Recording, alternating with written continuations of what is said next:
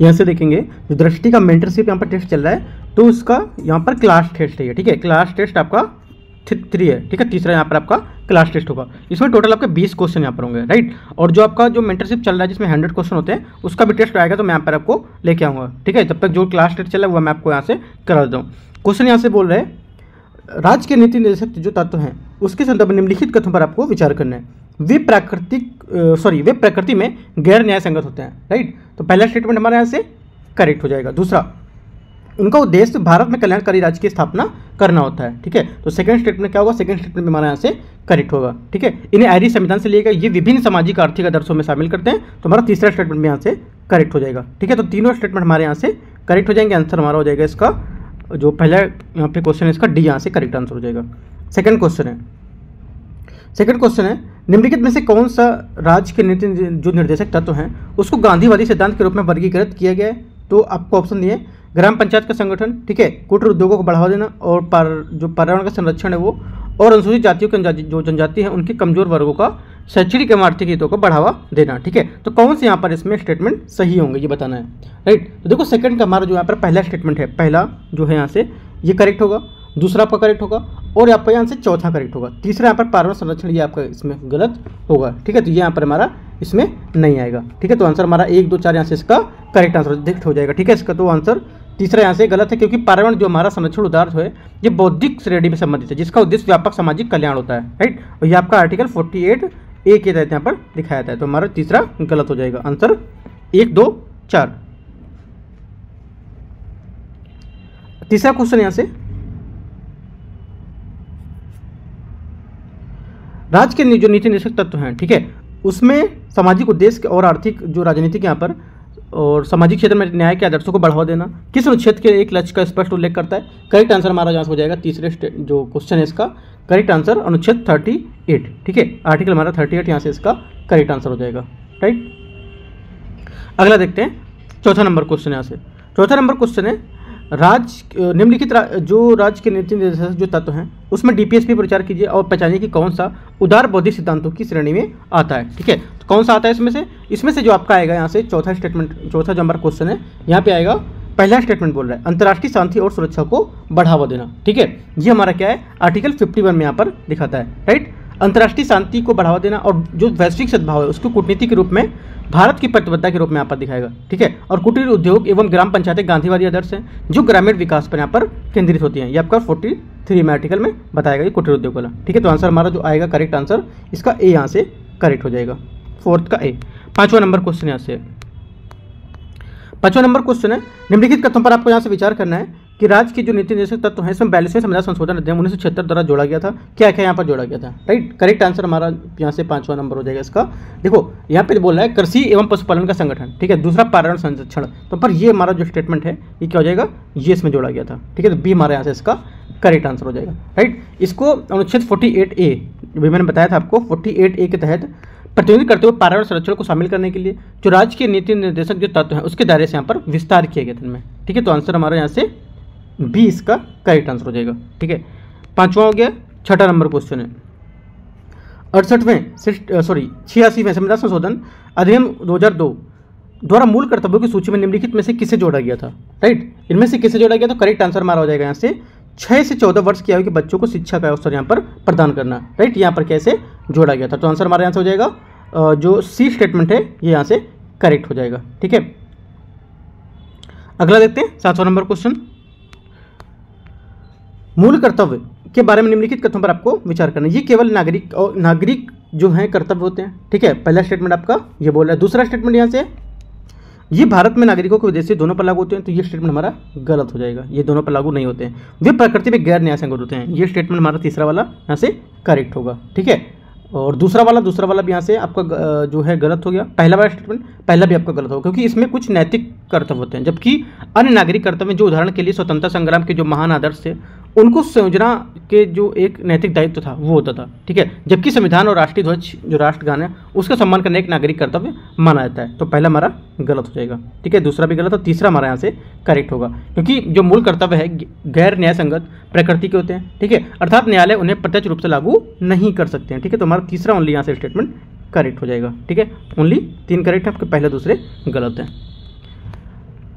अगला देखते हैं, 8वां नंबर क्वेश्चन है, निम्नलिखित में से कौन सा भारतीय संविधान की सूची में मूल कर्तव्यों का हिस्सा नहीं है? करेक्ट आंसर हमारा 8वें का आंसर हो जाएगा, इसमें से कोई नहीं। ठीक है, ये जो हमारे इसमें से कोई हिस्सा है जो हमारा मूल कर्तव्य का हिस्सा नहीं है। करेक्ट आंसर हमारा आंसर हो जाएगा, देखो एक तो वैज्ञानिक दृष्टिकोण में अन्वेषण की भावना को विकसित करना, ठीक है, ये हमारा होता है। ठीक है, और अब ये भाईचारे की भावना को बढ़ावा देना, ये भी हमारा करेक्ट है। ठीक है, और जो यहाँ से बोला है भारत में सांप्रदायिकता की अखंडता बनाए रखना, इसकी रक्षा करना, ये भी हमारा करेक्ट है। ठीक है, तो तीनों हमारे यहाँ से क्या है, करेक्ट। अगर पूछता कौन सा सही है, ठीक है, तो क्या होता है हमारा आंसर तीनों सही है।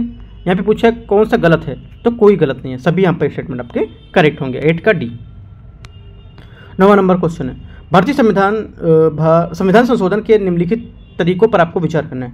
साधारण बहुमत द्वारा संशोधन, विशेष बहुमत द्वारा और आपके विशेष बहुमत द्वारा संशोधन एवं राज्यों द्वारा अनुसमर्थन। ठीक है, तो इसमें क्या करना है देखते हैं एक बार। इसमें बोला है कौन सा विधि अनुच्छेद 368 के अंतर्गत नहीं आता है। ठीक है, तो करेक्ट आंसर हमारा आंसर हो जाएगा जो 9वां नंबर है इसका, यहाँ से 9वें नंबर का हमारा आंसर हो जाएगा केवल 1। ठीक है, जो हमारा पहला स्टेटमेंट है यहाँ से ये आपका करेक्ट होगा।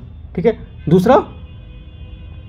दूसरा स्टेटमेंट यहाँ से आपका गलत होगा। ठीक है, जो साधारण विशेष जो बहुमत है इसको संशोधन और विशेष बहुमत द्वारा संशोधन का राज्यों का समर्थन, साधारण बहुमत द्वारा संशोधन, ये आपका क्या है, इन जो तरीके हैं इसमें से आपका विधि के जो अनुच्छेद 368 है उसके अंतर्गत यहाँ पर नहीं आएगा। ठीक है, अनुच्छेद 368 उन संशोधनों पर लागू होता है जिनके लिए विशेष बहुमत की आवश्यकता होती है या जिनके लिए राज्यों द्वारा अनुसमर्थन की आवश्यकता होती है। पहला पॉइंट आपको ये, दूसरा पॉइंट एक और याद रखना है इसमें कि जो आर्टिकल 368 है इसके अंतर्गत संशोधनों की जटिलता ये सुनिश्चित करती है कि संविधान की जो प्रमुख विशेषता है वह सुरक्षित रहे।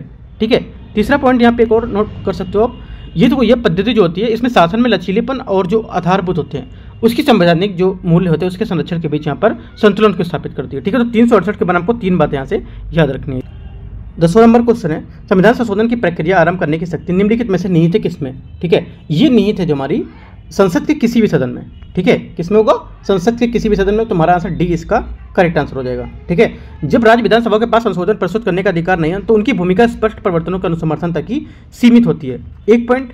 दूसरा पॉइंट है, संविधान में संशोधन की प्रक्रिया लोकसभा राज्यसभा किसी एक में भी प्रारंभ की जा सकती है। ठीक है, और आपका जो मूल अधिकार उसमें संघीय ढांचे और न्यायिक स्वतंत्रता से संबंधित कुछ प्रावधानों के लिए कठोर प्रक्रियाओं की आवश्यकता यहाँ पर की जाती है। तो 3 पॉइंट आपको यहाँ पर एक्स्ट्रा याद रखने और इसके क्वेश्चन के अलावा। ठीक है, तो 10वें का आंसर हमारा डी यहाँ से करेक्ट हो जाएगा। यहाँ से 11 नंबर क्वेश्चन, निम्नलिखित में से किस प्रावधान को संसद द्वारा साधारण बहुमत से संशोधित किया सकता है? ठीक है, करेक्ट आंसर हमारा हो जाएगा इसको, नए राज्यों का जो गठन है ये हमारा क्या है, संसद द्वारा साधारण बहुमत से यहाँ पर संशोधित किया जा सकता है। तो आंसर हमारा बी यहाँ से इसका 11 का करेक्ट आंसर हो जाएगा। ठीक है, 12 नंबर देखते हैं यहाँ से क्वेश्चन क्या है, सर्वोच्च न्यायालय के निम्नलिखित में से किस मामले में मूल ढांचा का सिद्धांत प्रस्तुत किया गया था? ठीक है, करेक्ट आंसर हमारा जो 12 नंबर यहाँ से इसका हो जाएगा आपका केशवन जो भारतीय मामला था, इसमें हमारा जो मूल सिद्धांत का जो ढांचा था इसका सिद्धांत यहाँ पर ये प्रस्तुत किया गया था। ठीक है, केशवन भारतीय मामला 1973 ठीक है, इसमें जो संविधान की मूलभूत विशेषता थी उसमें संसद के संशोधन करने की शक्ति को सीमित किया गया था। ये सिद्धांत लोकतंत्र, संघवाद और न्यायिक पुनर्लोकन और अन्य जो प्रमुख सिद्धांत है उसकी संभावित राजनीतिक दुरुपयोग से रक्षा करता है। ठीक है, तो हमारा आंसर यहाँ से क्या हो जाएगा, 12 का बी यहाँ से आपका करेक्ट आंसर हो जाएगा। 13 या 13 नंबर क्वेश्चन है, निम्नलिखित में से किन्हें संविधान के मूल ढांचे का हिस्सा माना जाता है? राइट, किसे माना जाता है? ये माना जाता है आपका न्यायिक पुनर्वलोकन, संघवाद और पंथनिरपेक्षता। तो तीनों को यहाँ पर क्या है, ये हमारे संविधान के मूल ढांचे के हिस्से इनको मानते हैं। ठीक है, न्यायिक जो पुनर्वलोकन से जांच और संतुलन क्या सुनिश्चित होने और जो न्यायपालिका है उसको विधायी कार्यकारी कार्यों की संवैधानिकता की समीक्षा करने की अनुमति मिलती है। ठीक है, पहला पॉइंट तो ये। दूसरा पॉइंट यहाँ से होगा, संघवाद से केंद्र सरकार और राज्य के बीच की संतुलन बनाए रखने की जो अत्यधिक केंद्रीकरण है उसको रोकने में सहायता मिलती है। ठीक है, एक तो ये हो गया। तीसरा जो पंथ निरपेक्ष, इससे क्या होगा, ये धार्मिक तटस्थता के प्रति भारत की जो प्रतिबद्धता है उसको प्रदर्शित होती है। ठीक है, तथा इसमें सभी धर्मों के लिए यहाँ पर समान सम्मान सुनिश्चित होता है। तो तीनों पॉइंट आपको यहाँ से याद रखने हैं। 14 नंबर क्वेश्चन है, 14 नंबर क्वेश्चन यहाँ से, निम्नलिखित में से कौन संविधान के मूल ढांचे के सिद्धांत और अनुच्छेद 368 के बीच संबंध का बेहतर वर्णन यहाँ पर करता है? ठीक है, करेक्ट आंसर हमारा यहाँ से हो जाएगा 14 नंबर का आपका, 14 का बी यहाँ से आपका करेक्ट आंसर हो जाएगा। ये मूल ढांचा सिद्धांत अनुच्छेद 368 के अंतर्गत संविधान संशोधन करने की संसद की शक्ति को सीमित करता है। ये मैंने आपको स्टेटमेंट ऊपर बताया था। ठीक है, सेम क्वेश्चन इसी टाइप का ये, तो 14 का बी यहाँ से हमारा करेक्ट आंसर हो जाएगा। ठीक है, 15 नंबर क्वेश्चन, लोक लेखा समिति किसकी जांच करती है? राइट, लोक लेखा जो समिति है ये किसकी जांच करती है? ये सरकारी जो व्यय है उसकी वैधता की एवं औचित्य की यहाँ पर ये जांच करती है। तो हमारा बी यहाँ से करेक्ट आंसर हो जाएगा 15 का। ठीक है, ये नीति जो कार्यान्वयन होता है या सार्वजनिक क्षेत्र में जो उद्यम होते हैं उनकी वार्षिक रिपोर्ट की जांच नहीं करती है, ये आपको याद रखना है। ठीक है, ये कार्य सार्वजनिक उपक्रम संबंधी जो समिति है उसके द्वारा यहाँ पर किया जाता था। ठीक है, तो करेक्ट आंसर हमारा 15 का यहाँ से बी करेक्ट आंसर हो जाएगा इसका। ठीक है, यहाँ से 16 नंबर क्वेश्चन है, भारत में भूजल प्रदूषण में राष्ट्रीय हरित अधिकरण एनजीटी की टिप्पणी के तहत निम्नलिखित पर आपको विचार करना है। भारत के 25 राज्यों में 230 जिलों में आर्सेनिक के कारण भूजल के यहाँ पर संदूषण व्याप्त है। ठीक है, पहला यहाँ पर स्टेटमेंट हमारा क्या हो जाएगा, पहला स्टेटमेंट आपका करेक्ट हो जाएगा। दूसरा, भारत में भूजल का अत्यधिक दोहन अधिकांशतः नवीकरणीय है क्योंकि जो पुनर्भरण है इसकी दर निष्कर्षण दर से अधिक होती है। राइट, सेकंड हमारे यहाँ से करेक्ट हो जाएगा, इसकी दर से अधिक नहीं होती, इसकी दर से कम होती है ये। ठीक है, पेयजल में आर्सेनिक ब्लैक फुट रोग यहाँ पर हो सकता है, तो ये भी स्टेटमेंट करेक्ट है। तो हमारा 1 और 3 यहाँ से स्टेटमेंट करेक्ट हो जाएंगे। ठीक है, तो ये हमारे यहाँ से 16 का आंसर हो जाएगा। राइट, देखो भूजल का जो अत्यधिक दोहन होता है इसमें भारत में भूजल का अत्यधिक दोहन नवीकरणीय नहीं है क्योंकि जो पुनर्भरण इसकी दर निष्कर्षण दर से बहुत कम है ये। ठीक है, इससे भूजल की जो पुनर्पूर्ति होती है ऐसी प्रक्रिया बन जाती है जिसमें हजारों वर्ष यहाँ पर लग सकते हैं और पुनर्भरण की दर की तुलना में निष्कर्षण दर अधिक होने के बारे में कथन गलत हो जाएगा आपका। ठीक है, तो हमारा 1 और 3 यहाँ से करेक्ट आंसर हो जाएगा 16 का। 17 नंबर है, आईपीसीसी आकलन रिपोर्ट के संबंध में निम्नलिखित कथनों पर विचार करना है।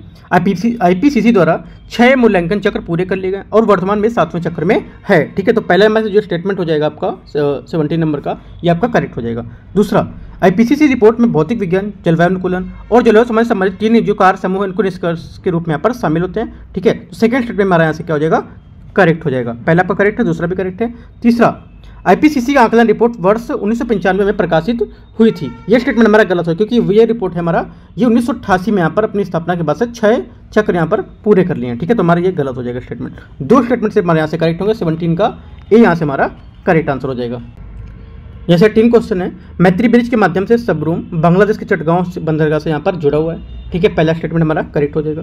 सबरूम तीस्ता नदी के तट पर स्थित है, ये यहाँ से स्टेटमेंट आपका गलत होगा। ठीक है, ये फेनी नदी के तट पर स्थित है। ये ब्रिज चटगांव बंदरगाह की यात्रा की दूरी को काफी कम करके भारत और बांग्लादेश के बीच परिवहन तथा व्यापार को सुविधाजनक बनाता है। तो सेकंड यहाँ से हमारा गलत हो जाएगा, तीस्ता नदी नहीं होगी, कौन सी है, जबकि फेनी नदी होगी। ठीक है, तो पहला सही है, दूसरा गलत है, तो आंसर हमारा ए यहाँ से करेक्ट हो जाएगा 80 नंबर का। 19 क्वेश्चन है, ग्रेट इंडियन बस्टर के संबंध में निम्नलिखित कथनों पर आपको विचार करना है। IUCN लिस्ट जो रेड लिस्ट है उसके अनुसार ये गंभीर रूप से संकटग्रस्त है। ठीक है, तो यहाँ से जो पहला स्टेटमेंट हमारा 19 क्वेश्चन है इसका हो जाएगा आपका यहाँ से पहला स्टेटमेंट आपका यहाँ से करेक्ट हो जाएगा। ठीक है, दूसरा, ये पक्षी मुख्यतः भारत के पश्चिमी घाट में मिलता है। राइट, कहाँ मिलता है, पश्चिमी घाट में, तो ये स्टेटमेंट हमारा क्या है, गलत हो जाएगा। राइट, ये स्टेटमेंट हमारा, क्योंकि देखो ये जो इसके बजाय यहाँ पर जो शुष्क स्थान होते हैं जैसे गुजरात राजस्थान है वहाँ पर यहाँ पर क्या पाया जाता है, महाराष्ट्र कर्नाटक के कुछ हिस्से यहाँ पर भी सीमित हो जाएंगे। ठीक है, तो यहाँ पर सेकंड स्टेटमेंट आपका गलत हो जाएगा, ओनली 1 यहाँ से आपका करेक्ट होगा 19 का। जैसे 20वां नंबर क्वेश्चन है, यहूदी घोषणापत्र के संबंध में निम्नलिखित कथनों पर आपको विचार करना है। यहूदी घोषणापत्र अफ्रीका में मलेरिया के लिए विरुद्ध यहाँ पर संघर्ष के एक मील पत्थर यहाँ पर साबित हुआ। ठीक है, तो पहला यहाँ से हमारा स्टेटमेंट करेक्ट हो जाएगा। दूसरा, वर्ष 2050 में मलेरिया उन्मूलन की पहल के तहत 15 अफ्रीकी देशों ने इस समझौते पर हस्ताक्षर किए। राइट, सेकंड यहाँ से हमारा स्टेटमेंट गलत होगा क्योंकि यहाँ पर घोषणा पत्र में 2050 तक यहाँ पर बताया गया है। ठीक है, 2050 तक मलेरिया उन्मूलन का कोई यहाँ पर लक्ष्य निर्धारित नहीं किया गया इस घोषणा पत्र में। ठीक है, तो यहाँ पर 2050 ऐसा दे रहा है, तो ये गलत हो जाएगा सेकंड स्टेटमेंट। तो पहला सिर्फ हमारे यहाँ से आपका करेक्ट आंसर हो जाएगा, तो हमारा 20 का यहाँ से ए यहाँ से इसका करेक्ट आंसर हो जाएगा। ठीक है, तो इस टाइप से जो तीसरा नंबर टेस्ट है यहाँ पर मेंटरशिप का क्लास टेस्ट वो मैंने आपको कवर कर दिया। ठीक है, कोई डाउट रहता है आप नीचे कमेंट में यहाँ पर टेलीग्राम चैनल पर जुड़ पे कमेंट कर सकते हो, या कुछ डाउट रहता है तो आप बता सकते हो। ठीक है, और टेलीग्राम पे मैं डेली कुछ क्वेश्चन देता रहता हूँ, तो वहाँ पे आप जुड़ सकते हो, तो आपको यहाँ पर हेल्प मिलेगा उन क्वेश्चन को सॉल्व करने के लिए। ठीक है, तो all the best, thank you.